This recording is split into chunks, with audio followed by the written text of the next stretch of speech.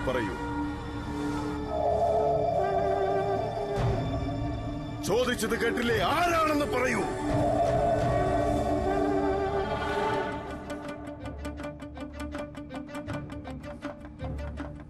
നാമാണ് ജീവഹേ, ബ്രഹ്മവും നാം തന്നെയാണ്. സമ്പൂർണ്ണ ജഗത്താണ്, പരമാത്മാവാണ്, ഭയങ്കരനായ കാലനാണ്. നാം തന്നെയാണ് ഒരു അണുനിമിഷം.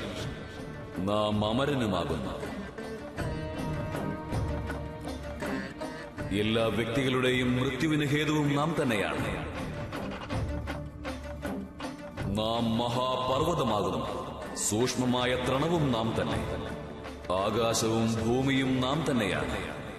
ബന്ധനവും നാം തന്നെയാണ്, മോചനവും നാം തന്നെ.